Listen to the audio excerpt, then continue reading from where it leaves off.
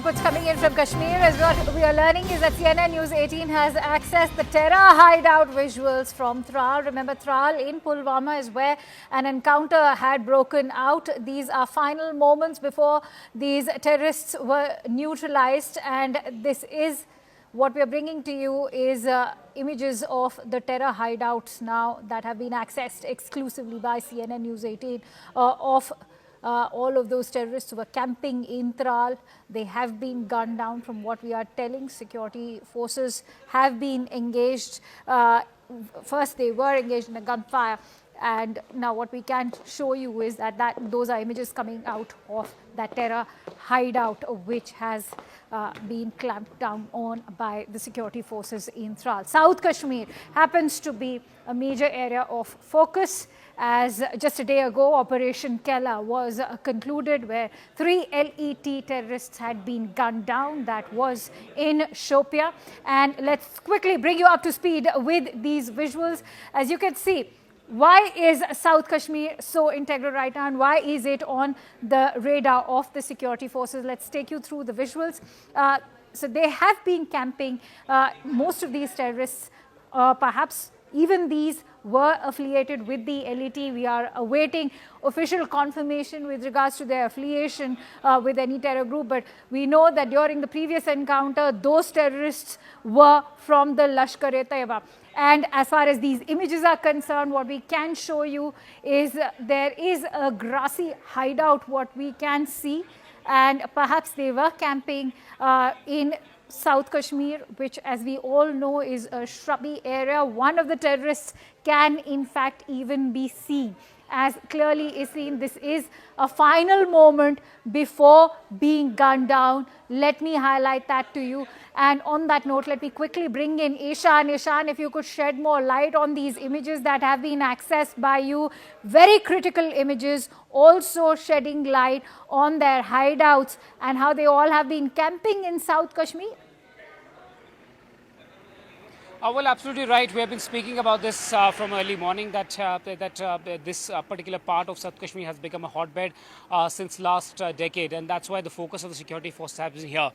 The drone footage that we have been able to access clearly shows one of them hiding under some culvert or under some structure and trying to escape from the eyes of the security forces.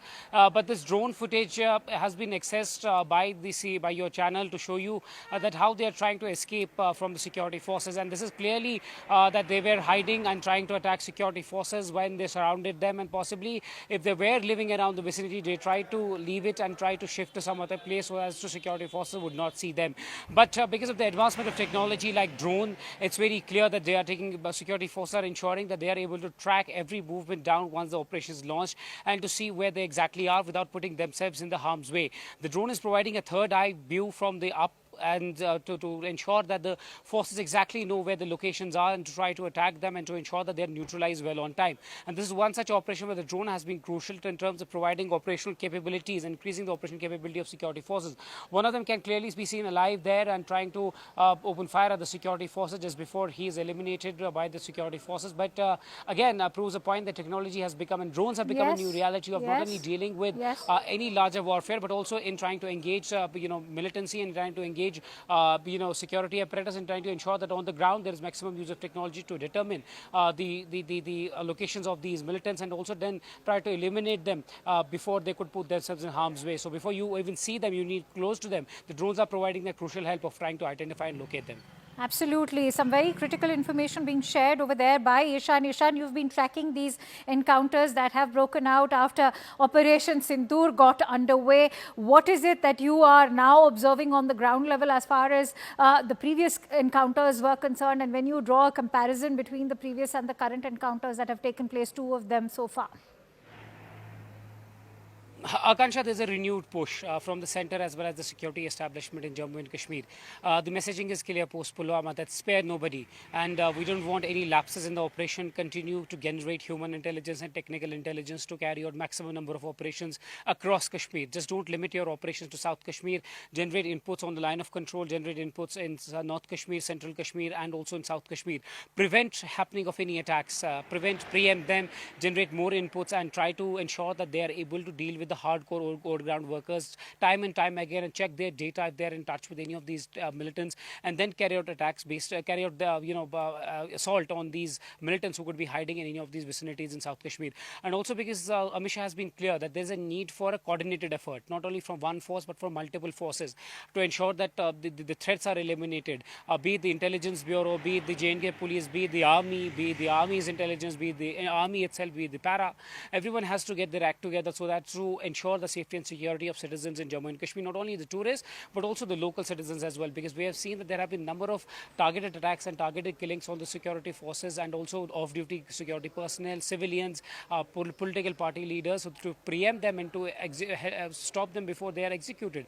That will be the job, and that is a priority of the security forces. But South Kashmir has been a hotbed in the past. Right. Hold on to those thoughts. Hold on to those thoughts, Ishan. I need to take the viewers through the footage. Stay with me because I'll need inputs and information from you. As we've been telling you, CNN News 18 is one of the few channels to have accessed this footage that we have right now. In fact, if I were to sort of show you, you can see the terrorist is actually hiding out over here. And this is just crucial moments, critical moments before he was gunned down. This is footage that we have accessed of the entire terror hideout that was accessed by the security forces as that Tral encounter actually took place. It was underway when these terrorists were gunned down. You can see there's movement over here as well. This is the terrorist who's hiding, and moments before he was destroyed, this is footage that has been accessed by us. Critical moments before gunning down of that terrorist have now been accessed. On that note, I go back to Ishan. Ishan, we've been discussing throughout why South Kashmir is particularly on the radar. Earlier Shopia, now Tral in Pulwama. What is it that's making this location so accessible for these terrorists? Well, one, because they were in the past provided shelter and support in South Kashmir, though after the NIA and other investigating agencies went very hard on those elements who have been instrumental in providing logistical support and financial support to them, but that has reduced the footprint and joining of locals into these ranks. But what is happening now is that because these roads are accessible, I'll show you, my VJ will show you, if we can go a little full frame and show you these mountains surrounding this. So the Tral area where the encounter is taking place, all these mountain ranges are interconnected, because we have seen a new kind of warfare, that is the mountain warfare has become a reality in the J&K sector.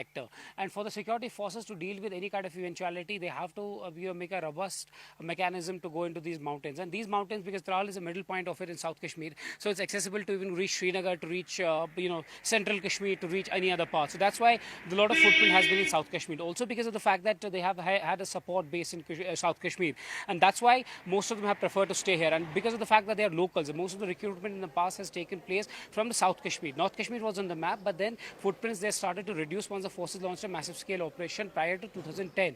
But after that, it started picking up more towards the South Kashmir, where you saw Burhan Wani, you saw Zakir Musa and other names emerge from it. And then after the elimination, the numbers have come down, and the NIA is trying to investigate and unearth the entire nexus.